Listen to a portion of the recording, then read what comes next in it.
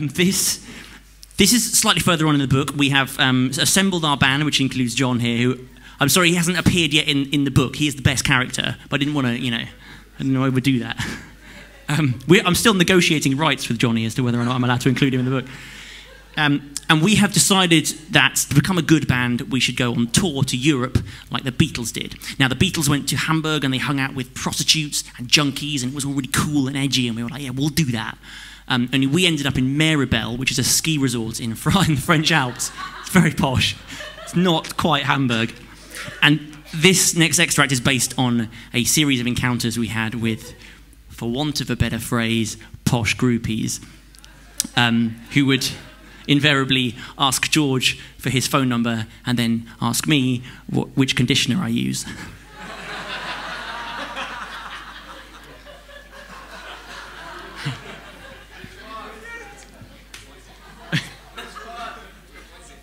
I don't know what it's called. I honestly don't. No, Tresemme is Tresemme.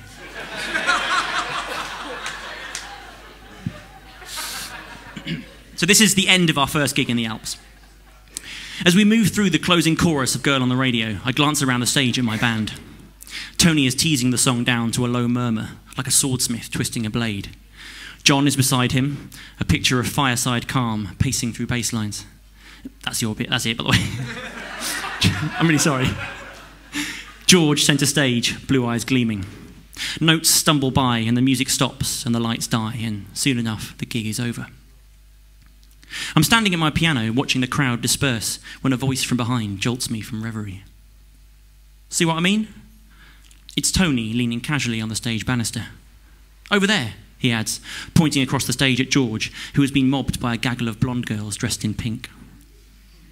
Chick music, he concludes, with a half smile.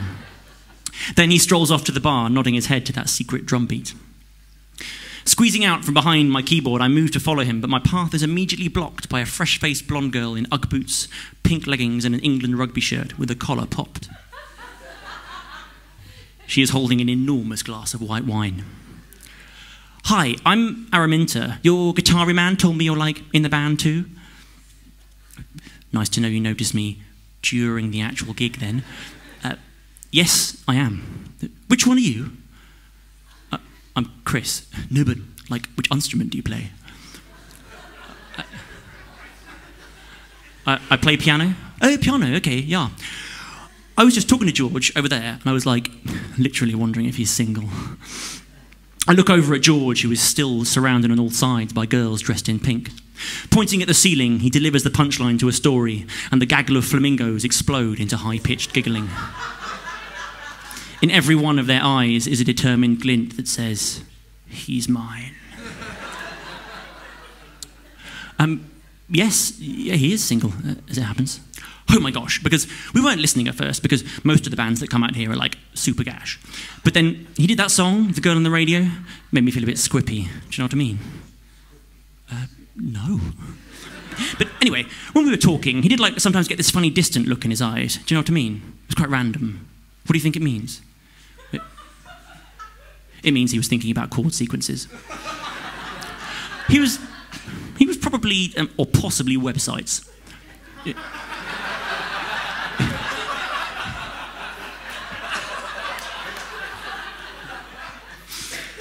He was probably thinking about how hot you are. Oh, shut up, she says, pushing me away. Is that really true? Yes, Raleigh. I mean, really, it really is true. You owe me one, George. I am setting you up right now. Oh my gosh, that's blissful. He's such a super fitty, don't you think?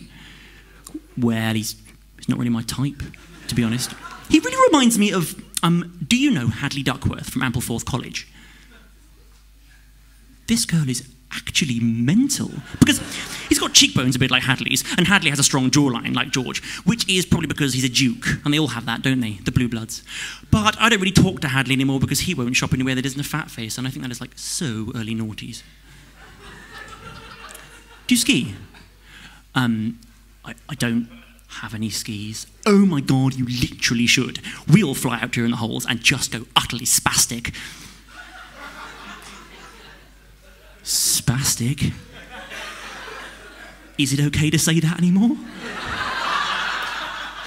I don't think it is. So, like, are you classically trained? What the hell is she talking about? Sorry, what do you mean? On the piano, you know, what grades do you have?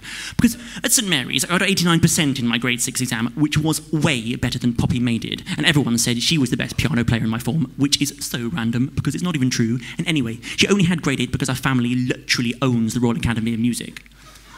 And everyone in upper 6 said her daddy was bonking the curator anyway, so, like, doesn't really count. She takes a little sip of her Pinot Grigio and flutters her eyelids. I don't really have any grades. I've got a yellow belt in Taekwondo, though.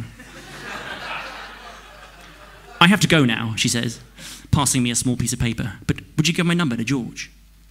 She leans in close to whisper something in my ear. Tabby is being such a little bitch, not letting anyone else have a go on him. She, like, literally did this with Sebastian Spencer Betts when we were in year 8 and I was on Tuck Shop, and he said he fancied me and wanted to be my BF. Then I found out that she, like, touched his willy behind John Lewis. I stared down at the piece of paper, then back at Araminta, then back at the piece of paper. Bye then, she says, and disappears. I'm standing there wondering where the last 5 minutes of my life went. When George bounds over, his t-shirt streaked with gig sweat. He's drying the back of his neck with a pair of pants. I see you got some chick's number there, my friend. Very nice. Yeah, she wanted me to give it to you. Apparently Tabby's being a bitch. Oh, yeah. George pockets the number and looks back over his shoulder. Tabby is a bit of a bitch. Nice bum, though.